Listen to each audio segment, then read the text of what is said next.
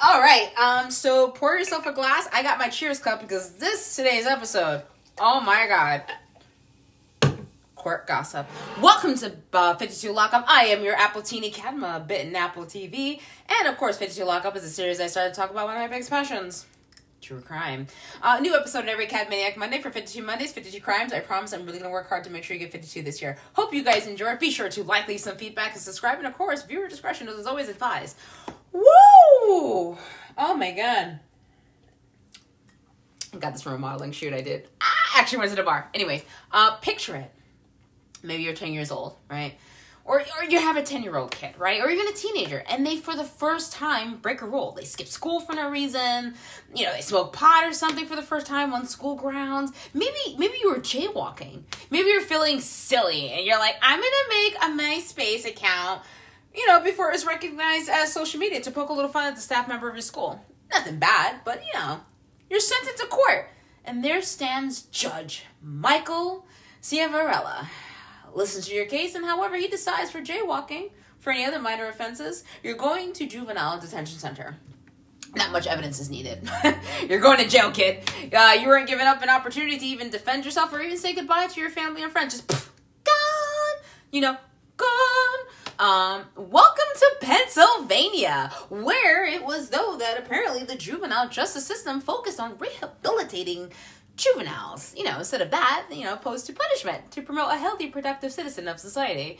Apparently, most children who commit delinquent acts face, you know, probation with court order terms, you know, or conditions, you know, like staying in school or attending counseling or community service. You know, the goal is to help the child. I mean, why do teenagers get into trouble? The Department of Justice Library shows a published work from 1980 discussing a bevy of studies discussing this very thing in psychosocial factors underlying juvenile delinquency. And I quote, the study found that the psychological factors contributing to juvenile delinquency are the presence of extroversion, neuroticism, psychoticism, and criminal propensity. Other psychological factors include in delinquency are greater creativity, lower intelligence, and level of aspiration, high suggestibility, greater cognitive dissonance, and an unfavorable attitude towards family. The social and personal attitudes contributing to delinquency are educational level of parents, order of birth, and an unstable and emotionally deprived family, the educational status of the father, juveniles' relationship with parents, and underprivileged community background, juveniles' estimate of their parents' concern for their welfare, and movie attendance, where also have found to have a significant relationship to delinquency. Well, if those can be causes, then what is juvenile delinquency? Well, in 1962, John W. David and Boyd R. McCandless stated in their work Psychological Theory of Research and Juvenile Delinquency that among the arbitrary criteria for defining delinquent behavior, one commonly employed for research purposes, is that of legal conviction and sentencing. Other researchers use the criterion of court appearances or records of arrest regardless of their outcome. However, because police practices and court functions differ from one city to another, or for one social class or ethnic group as compared to another, such definitions suffer limitations. Dependent and neglected children, right, are more likely to be booked and committed than children with families intact. Such facts lead to the demonstration of spurious relations between family structure and delinquency, or between social class and delinquency. Other criteria defining delinquency include the use of judgmental ratings of behavior by teachers, social workers, and others in close contact with these adolescents. Delinquency may be defined for the rater in a very general manner, or it may be defined explicitly in terms of specific kinds of behaviors, such as aggression, property destruction, or dishonesty. Other researchers, instead of using judgmental ratings by others, may seek behavioral assessment directly from the adolescent, asking him to describe his own behavior in terms of similar dimensions. Still, other research workers may base their definition of delinquency on certain assumptions about the attitudes and values held by the adolescents, with empirical and normative research called upon to determine the nature of attitudes and values normally held by socially accepted, adolescents. All of these definitions can be useful for research purposes, but serious problems arise in the integration of research findings from various sources. One cannot superficially combine evidence that delinquency by one definition is related. So, Michael T. Conahan was born April 21st, 1952, and received his Juris Doctor's degree from Temple University. He served between 1994 and 2007. During his last 4 years as judge, he was the president judge of the Luzerne County, Pennsylvania. He would later marry his wife, Barbara Conahan, and have, very little can be found about her online, but, they had kids, right? So Michael's soon-to-be partner in crime, Mark I believe it's pronounced as Ciavarella, who was born in Wilkes-Barre, Pennsylvania. Mark would attend St. Mary's High School to continue his education at, I believe it's pronounced as Duquesne. I'm not sure, University School of Law. I apologize. I'm put the name of the thing. But he receives his Juris Doctor degree in 1975. He initially practiced law as a partner at the Lowry firm. He was a city solicitor for 2 years before becoming a solicitor for the city zoning board until 1995. Afterwards, he would run for judge in the Luzerne County on a Democratic ticket and would even be reelected for a second term, 10-year term in 2005. He would marry Cindy Bear. They would have 3 kids of their own. They would separate on September 15, 2010. Officially, divorce papers were filed in, May 2013. The County Public Youth Detention Facility needed funding, and Michael Conahan was supposed to be sending funding to the center. Instead, Michael would stop the funding and send juvenile delinquents to a newly constructed for-profit facility, agreeing to generate at least $1.3 million in receivables that were billed to taxpayers in exchange for receiving kickbacks from the facility owner. Now, between 2004 and 2008, the Pennsylvania State Judicial Conduct Board had received 4 complaints about Michael Conahan, but no one looked into it. In between the complaints, in 2006, the FBI was tipped off about former Judge Conahan's nepotistic activities in the county courts.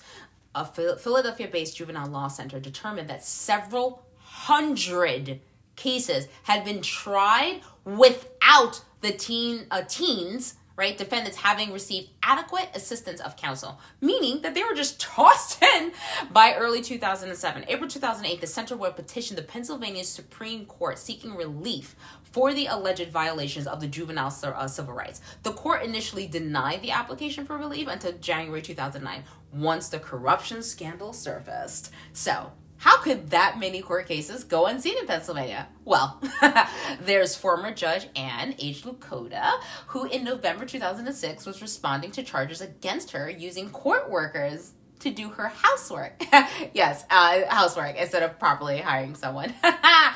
She would also publicly humiliate courthouse staff and cause mental distress. Eventually, the board would rule against Ann Lokuta in November 2008 to remove her from the bench, but she swore this was a plot against her from Michael Conahan.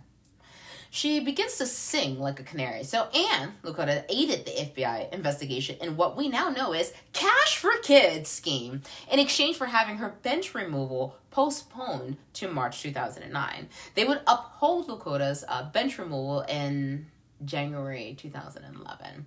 Because of Ann letting this go by and not saying a word until it benefited her, the same court ordered the expungement of records belonging to 2,401 juveniles affected by the judicial misconduct of Michael Conahan and Mark.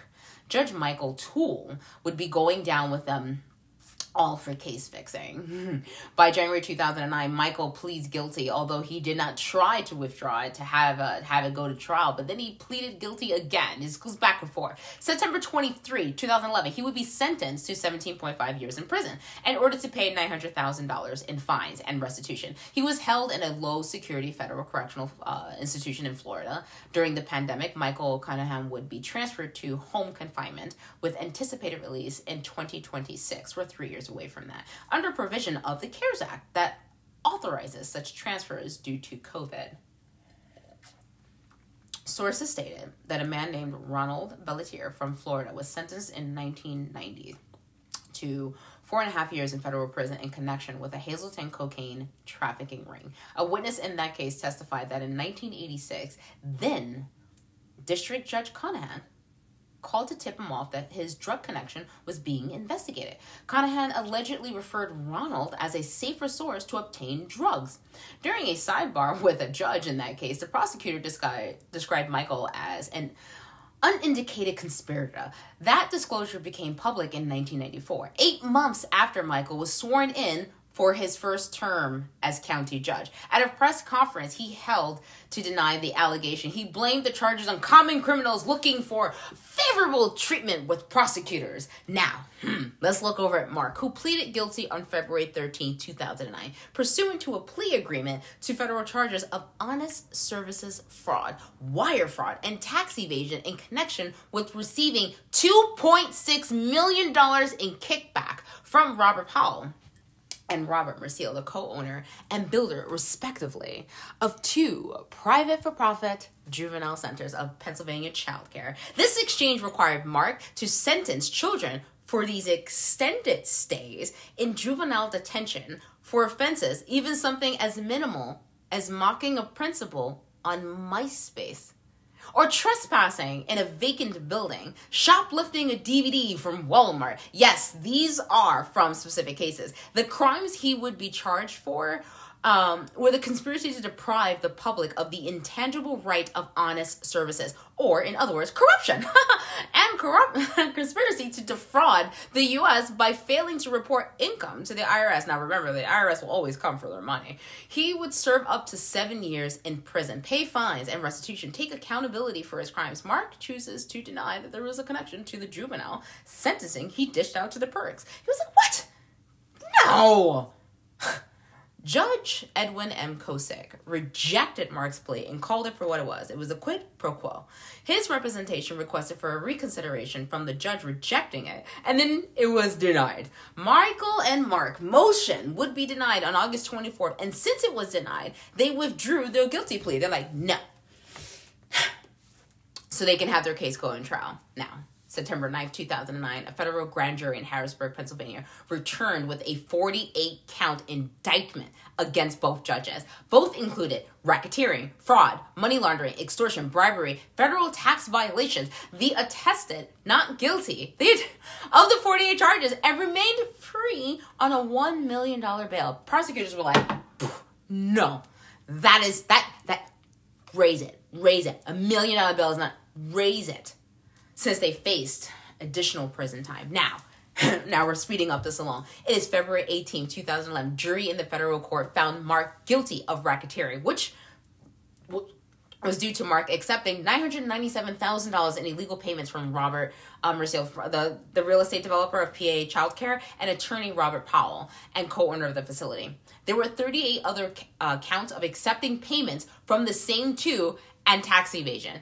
By August 11, 2011, Judge Kosick was tired of this back and forth. He's like, Mark would be sentenced to 28 years in federal prison. Mark plays ball, and he appeals his conviction and sentenced to the U.S. Court of Appeals for the Third Circuit. This brings us to May 24, 2013, when the Third Circuit would vacate 1 count, but just 1. Like, all the others still stuck, including his sentencing. I can't help but to wonder about the conspiracy theories of this going on. Like, he's trying his best not to go to jail. And if he could take others with it, I mean, would he be killed to be kept quiet? Like, I'm just curious now, right? And as this, he wasn't able to appeal it for his freedom for no matter what he was doing. But of course, there's always another appeal, right? He's determined. Supreme Court declines him to even hear the case. Appeal in 2014. If he's on good behavior, he'll be released in 24 years. He would be 85 years old by then. He was originally sentenced to, I believe, Pekin, Illinois, but was eventually moved to like Ashland, Kentucky. And his projected release date is June 18th, 2035,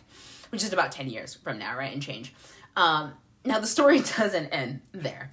January 9th, 2018, we're going to go back in time a little bit. Federal Judge Christopher C. Connor tosses Mark's convictions, tosses them, right, for racketeering, conspiracy to commit racketeering, and conspiracy to commit money laundering on appeal. Judge Connor upheld Mark's contention that his attorneys failed to raise the statute of limitation claims on those charges. He ordered a new trial for those counts, but he did allow the honest services fraud convictions to stand. I guess I mean, doubt can't be creeping up in here, right? So, January 24th, 2020, before the world shut down, prosecutors sent a note that they were not going to retry Mark on those particular 3 counts because of his defense attorney tried to get his sentence reduced. And again, bam, denied! And I'm not trying to mock anything. I'm really not.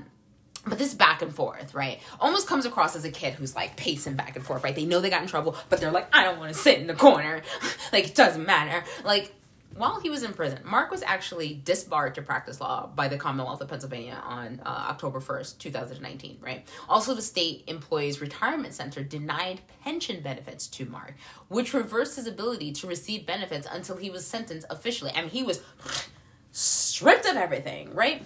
Now, that's not the end, right? Let's go back to 2009 very quickly. There's also a class action lawsuit filed by the Juvenile Law Center on behalf of the juveniles that were exchanged for, like currency. Now, this lawsuit was moved to a dismiss because he had judicial immunity at the time.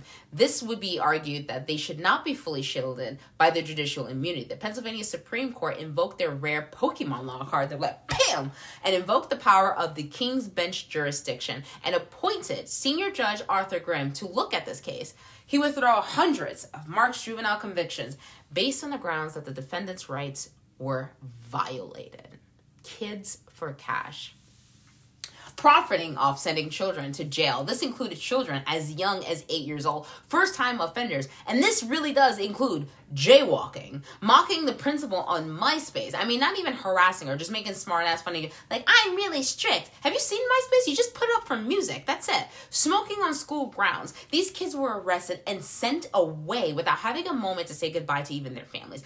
4,000 juvenile convictions were thrown out. 7 years of doing this to children and taking advantage where they want to. One of the plaintiffs in their case was a 16-year-old who was sentenced to 11 months for driving down the street the wrong way on a one-way street without a license. A 10-year-old girl was sentenced to detention for a schoolyard fight with no serious injuries. A child who stole a Hershey bar. One child wrote on a school window with a marker. Or even a plaintiff who was told to pick a sports team, and because he picked the wrong one, he got 8 months of juvie. Luzerne County Court system failed us, said one unnamed plaintiff. They, Mark and Michael, had abused their power and, in my opinion, should never see the daylight again. The scars of this scandal will continue to live with all of us. As a survivor, I can assure you the impact of this man's greed will never be over or forgotten. It was discovered that several children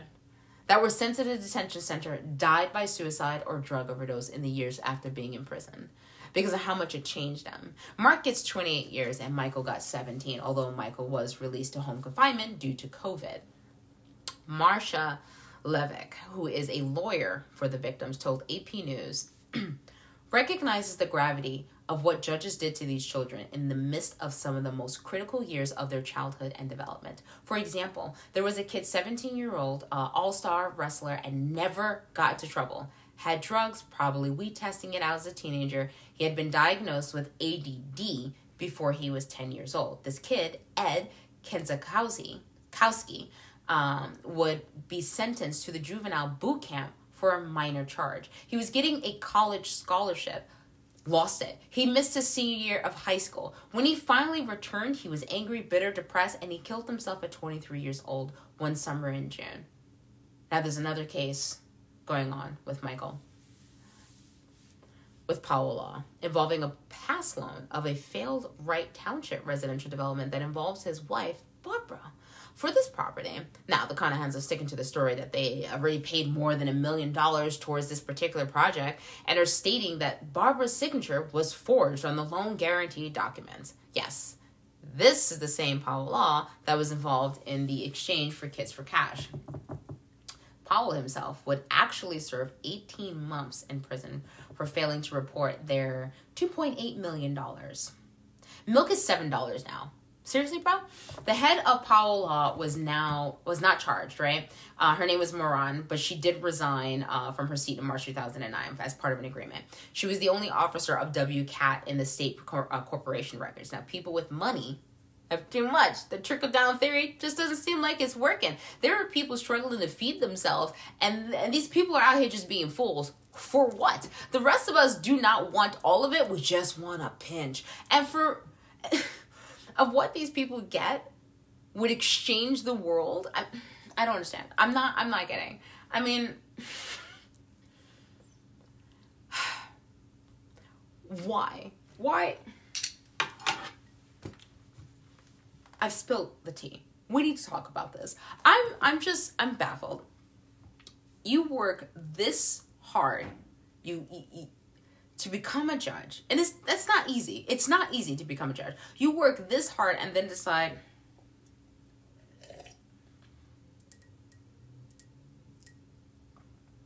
I can outsmart them. Prison you. Can you imagine sitting in a courtroom? Imagine sitting in a courtroom and you're like, you did something minor. You stole a Hershey bar and you're just like, okay. Let's see what I'm gonna do. Oh my God.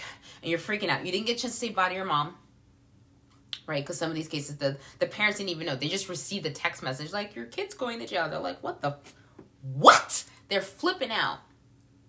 And the judge asks you to pick a team. And if you pick the right team, you get out. That moment, that is a power. That is a power move. Because at the end of the day, it doesn't actually matter what team they chose. He was going to throw them in prison. Mark and Michael.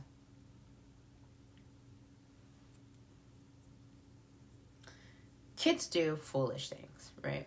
You get first-time offenders. A girl going on MySpace. You know what MySpace was for? MySpace was really for music.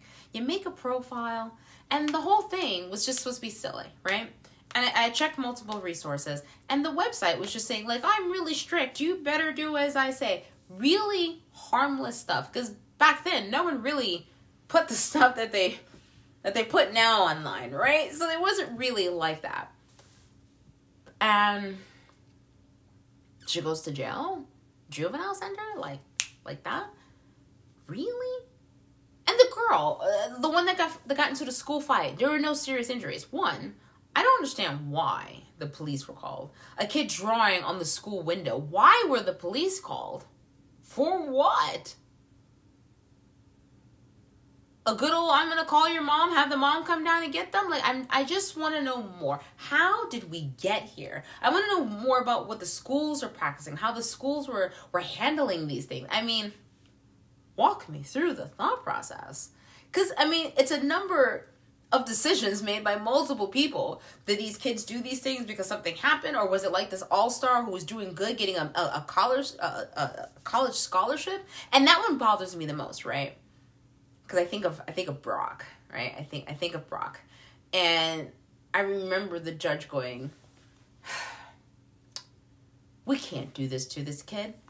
It's going to ruin his life, regardless of him genuinely being caught raping a victim. He was protected all the way. Yet, you took kids who didn't have that kind of background, and their sentence, their lives, your brain doesn't finish developing until you're 25, right? They're going to be far much more impressionable. What you're creating are individuals who are more likely to get into trouble, get into drugs, commit suicide.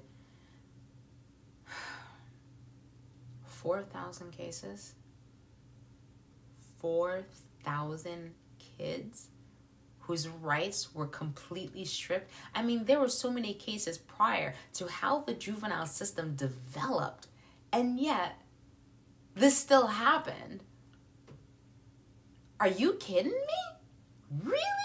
Come on. Mark and Michael, you really gonna tell me you weren't making enough money? Really? Really? Come on. I can't believe that. I can't believe that they were not making enough money. I'm not convinced. I'm not convinced at all. Not even in the slightest bit. I want to know what you guys think. And I'm sorry I ran over here like excited to gossip about this, because when I came across this case, I was reading one of the news and I was just like going through, and I saw it. I was like, get the fuck out. Are you kidding me? Kids for cash? Kids for cash. kids. It makes you kind of question, right? So let's break out the conspiracy, right? Because I read so much stuff, right? What about the people who talk about this happening with adults, right? And you hear this from different perspectives, right? People of different ethnic backgrounds, different cultures, different financial statuses, and you hear like these little moments of screams of this talking. And when you see a case like this come out, talking about kids for cash, you can't but to go, Now, here's my other question to you as a viewer.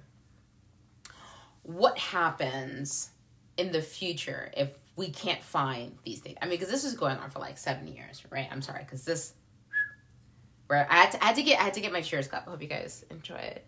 Got it from a modeling job that I did. I went to the bar and I was like sitting there listening to the song, like, everybody knows your name. We'll talk about my quirkiness later. But what I want to know is, like, 7 years? Is there nothing in place to double check what these judges are doing? How do you fix that? How? And what about other judges? Are they too afraid to keep each other in check? Do they get in trouble if they try to keep each other in check?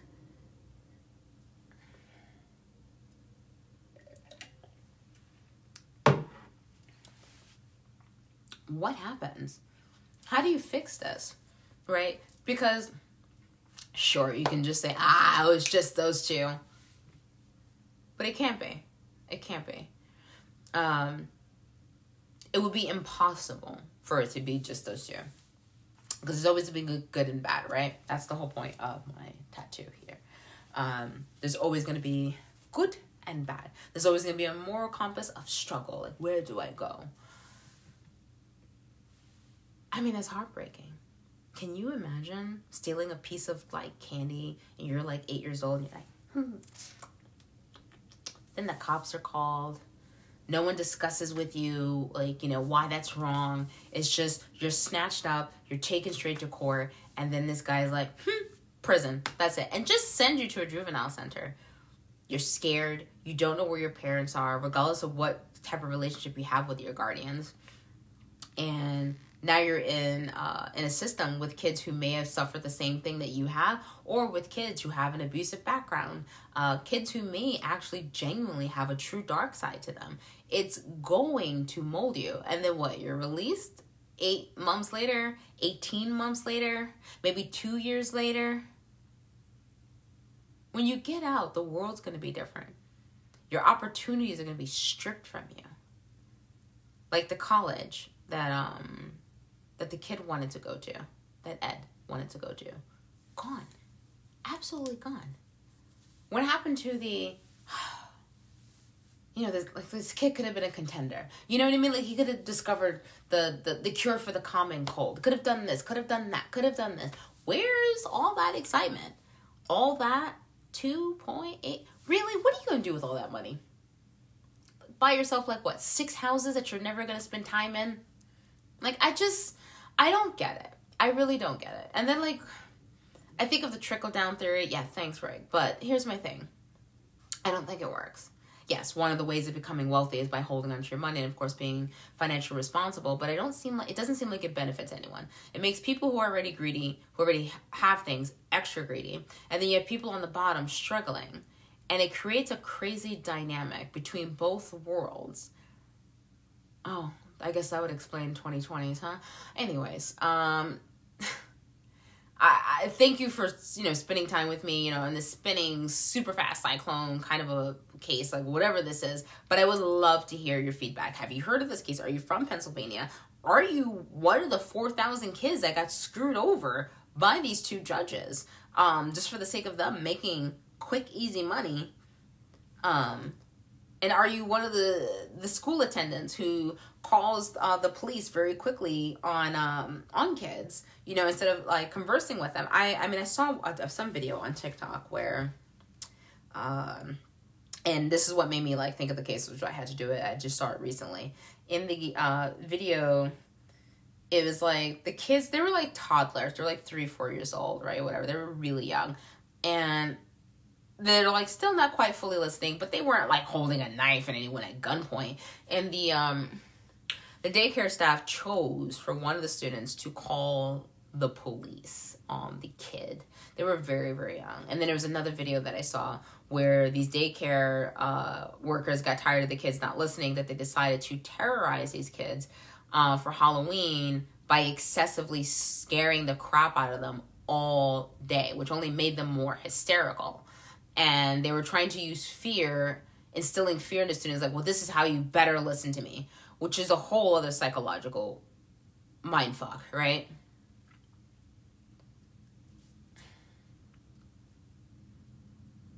I mean, people aren't kidding when they say the kids are the future, right? Because at some point, all of us are going to die out. So, when you're old and you're brittle, and you're walking around and you're like, I've lived a good life, but you mistreated a ton of kids, you really got to ask yourself, did I have it coming? I mean, both of them have kids of their own. They have their own kids. My God.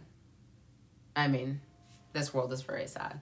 Thank you guys so much for tuning in. And as always, stay vigilant and be safe. Don't touch any candy bars, and definitely don't make anything about your principals. We don't know if there's any other judges out there like this. Thank you guys.